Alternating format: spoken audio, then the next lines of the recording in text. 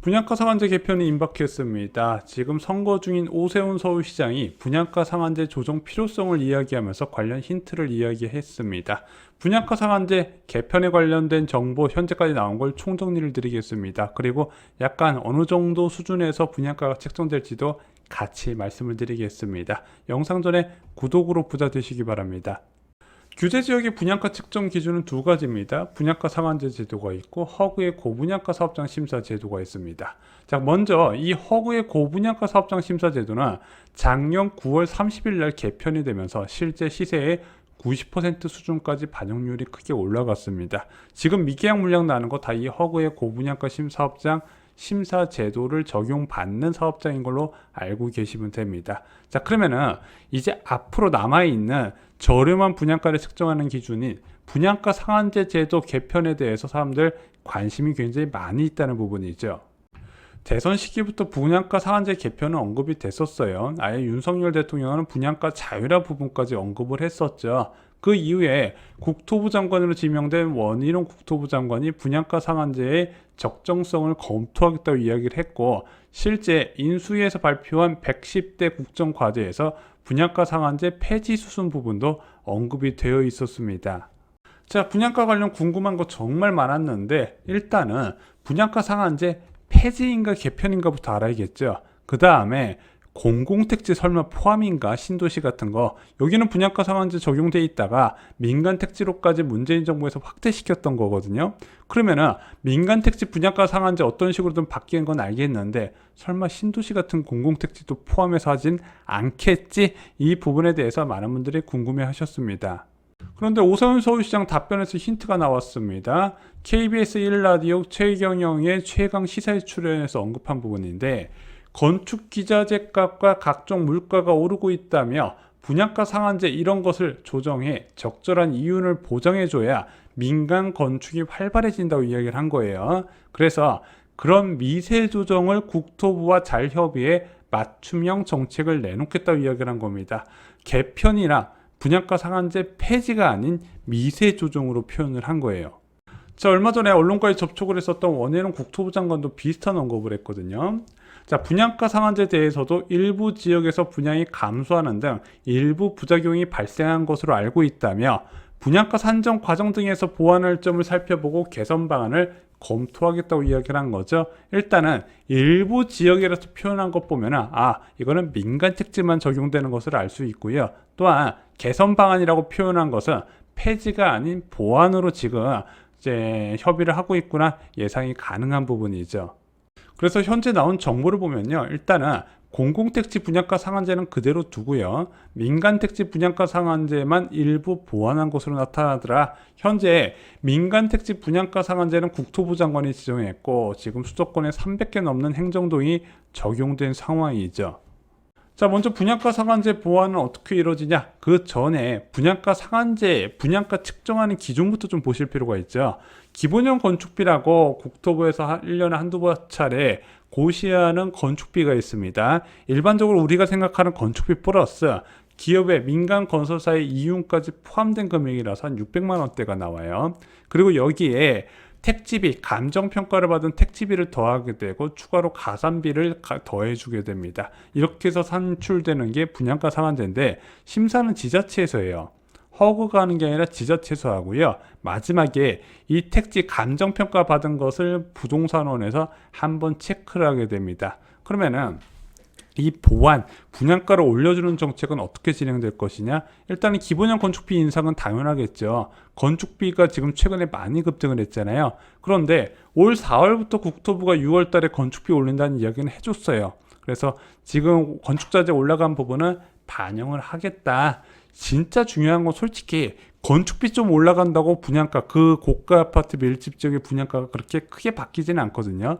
결국에는 토지 감정평가 기준을 얼마나 바꿔줘서 토지 가치를 올려주고 주변 시세를 반영해 주냐, 그 문제거든요. 여기에 아마 개편의 포커스가 맞춰질 것으로 예상이 됩니다. 자, 변경되는 분양가 제도의 주변 시세 대비 반영률은요, 일단은 원희룡 국토부 장관은요, 인사청문회 당시에 분양가는 시세의 80%로 형성된다고 강한 어조로 이야기했어요. 현재 분양가 상한제 제도는 주변 시세의 60% 내외에서 결정이 되거든요. 그러면은 이게 시세의 80%로 한 번에 올려줘 버리잖아요. 둔촌주공 33평 기준으로 16억 이상 책정이 돼요. 그럼 이게 미세 조정은 아니잖아요. 그래서 저는 한 번에 80%까지 끌어올리지는 않을 것 같고 한 70에서 75% 수준으로 고려하고 있지 않나 이렇게 생각을 하고 있습니다. 자, 제일 중요한 거 이 분양가 상한제 언제 발표될까? 이게 나와야 청약 대기자 입장에서 불확실성이 해소될 거고 분양을 미루는 단지들도 결정을 하지 않겠습니까? 근데 윤석열 정부의 부동산 정책 중 가장 먼저 나올 것 같은 게 두 가지가 있어요. 첫 번째는 200만 호 공급 계획입니다. 이거 취임 100일 이내에 발표하겠다고 이야기를 했어요. 제가 개인적으로 궁금한 거는 뭐 민간 중심의 뭐 공급 확대 이런 거 어차피 다음 정부에서도 이루기 힘든 부분이니까 공공택지나 그린벨트에서 얼마나 추가 공급 계획이 나오나 그 부분은 제가 좀 관심 있게 기다리고 있습니다. 그 다음은 분양가 개편이에요. 근데 이거는 빨리 확정되어야 미뤄졌던 분양들이 진행이 되잖아요. 그래서 청약자 입장에서 굉장히 기다리고 있거든요. 이것 때문에 전부 다 상반기에 분양 예정됐던 건 전부 다 밀려버리니까 그렇게 많이 미루지는 않을 것이다. 오히려 250만 원 공급 계획보다 빨리 발표되지 않을까 생각이 들어요. 실제 얼마 전에 큰 이슈가 됐었던 국정과제 이행 계획서에서도요. 하반기 시행 과제로 돼 있어요. 공동주택 분양 가격의 산정 등에 관한 규칙 개정 부분이 여기에 포함이 돼 있어서 저는 빠르면 7월 중에는 보이지 않을까 생각이 듭니다. 그리고 7월이든 8월이든 나오면은 연말에 한꺼번에 분양에 나설 것으로 보여집니다. 자, 근데 문제가 있어요. 지금 금리가 계속 올라가고 있다는 거예요. 청약자도요, 주택가격 상승 기대감이 있고 청약을 해요. 이 상승 기대감이 없으면은요, 청약 안 해요. 왜? 이게 사람들 입장에서 내 집 마련 실수요 목적이 필수제라고 접근하는 사람도 있지만 워낙 고가다 보니까 그래도 주택가격이 오를 것 같은 기대감이 있을 때 청약을 더 많이 하거든요. 가격 상승 기대감은 어떻게 생길까요? 금리 전망에 달려 있어요. 개인이 생각하는 앞으로의 금리 전망에 따라서 야, 금리가 많이 올라갈 것 같아. 그럼 주택가격이 많이 안 올라가겠네. 이렇게 생각을 한다는 부분이죠. 그래서 실제 금리 몇 번 올리지도 않았는데 북소울자의 폴라리스 미계약 물량이 발생했잖아요. 이게 시작이었어요. 그 이후에 서울 지역에 지금 분양 깔끔하게 완판된 케이스가 하나도 없었다는 거죠. 그런데 이보다 훨씬 고가의 아파트 단지를 분양가를 더 올려주면서 시세 반영률을 높여준다? 분양이 잘 될까요? 쉽지 않다는 거죠. 자, 많은 조합원들이 고분양가를 희망하고 분양가 왕창 올려서 고급화가고 환급금도 받자고 생각을 해요.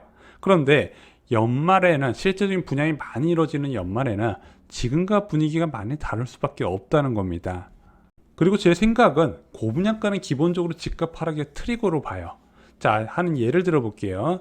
반포주공 1단지 1, 2, 4주구가 있습니다. 여기 주변 시세가 신축 기준 한 39억 가까이에요. 자, 그래 38억 8천에 80% 잡고 34평 기준으로 31억에 분양한다고 보겠습니다. 이거 완판 될까요? 80% 시세 80% 잡았는데 완판 어려워요.